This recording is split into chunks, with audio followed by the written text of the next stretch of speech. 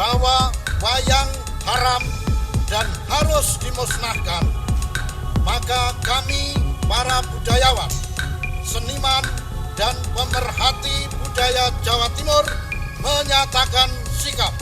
1.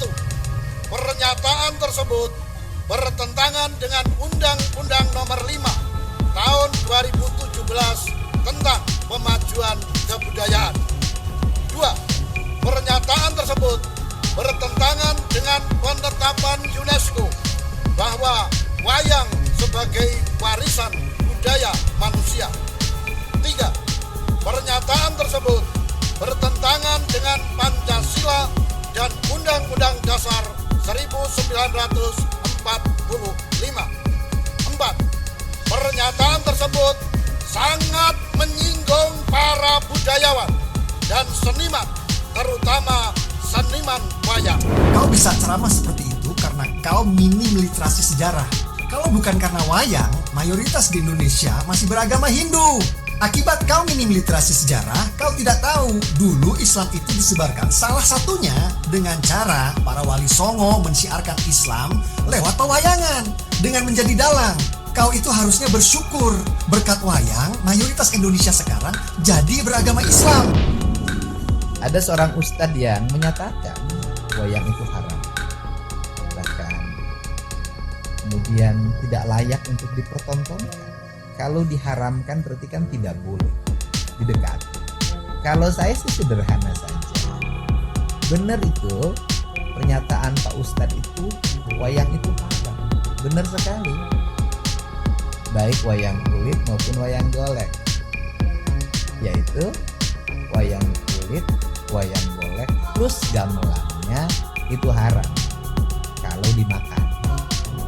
Jadi untuk itu wayang tuh jangan dimakan, ditonton saja, dimaknai filosofinya, dipahami nilai-nilai ajarannya yang mengajarkan tentang tata kehidupan manusia, tentang bagaimana memahami kepemimpinan, bagaimana memahami pengabdian sebagai seorang ponokawan, uras semar badranaya, astrajinga udawala nanagareng, dan bagaimana seorang kesatria yang kukuh dalam pendirian, bahagia ketika dia mati di medan perang, yaitu Raden Gatotkaca.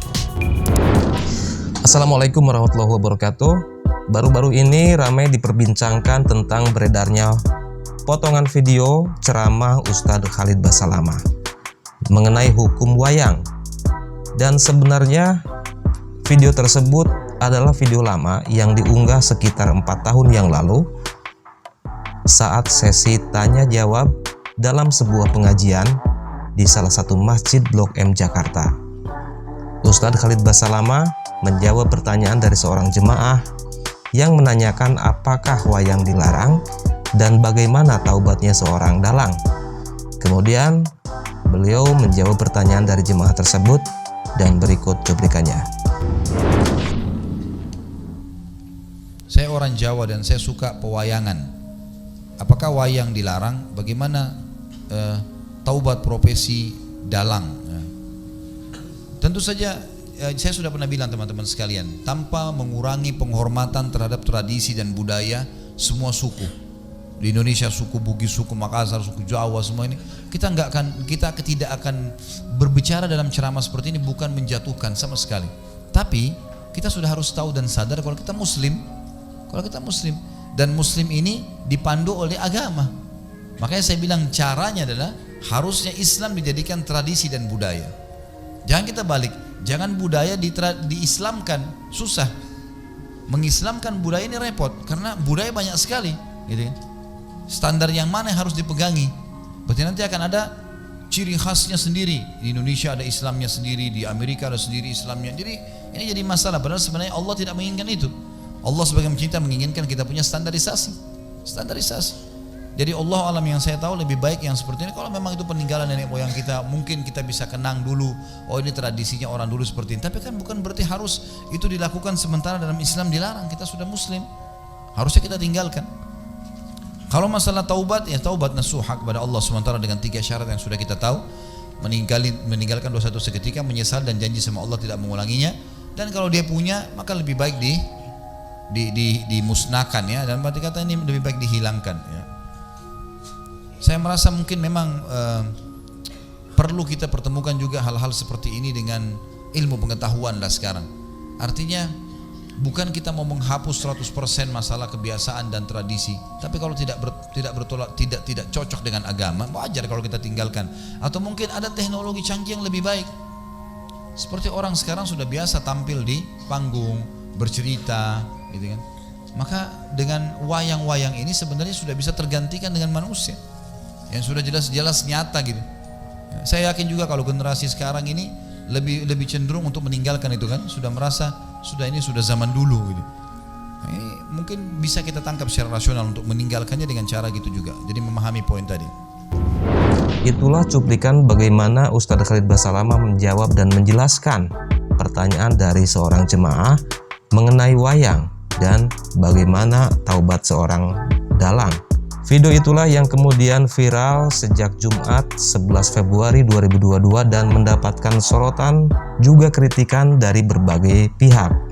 Sampai akhirnya Ustadz Khalid Basalamah memberikan klarifikasi dan permohonan maaf kepada semua pihak atas pernyataannya. Video klarifikasi diunggah di channel Khalid Basalamah Official pada 14 Februari 2022. Di dalam video klarifikasi tersebut, Ustadz Khalid Basalamah menegaskan bahwa beliau tidak mengatakan mengharamkan wayang. Berikut video klarifikasinya. Assalamualaikum warahmatullahi wabarakatuh. Alhamdulillah wassalatu wassalamu ala rasulillah.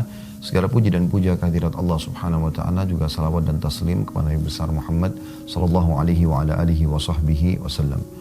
Video ini teman-teman kami buat untuk klarifikasi sekaligus permohonan maaf tentunya atas potongan pertanyaan yang diajukan oleh salah satu jemaah beberapa tahun lalu di Masjid Blok M di Jakarta, dan sekaligus jawaban kami tentang masalah wayang. Saya akan coba klarifikasi jawaban kami, saya coba bagi menjadi 3 bagian, saudaraku, seiman dan juga sebangsa dan setanah air.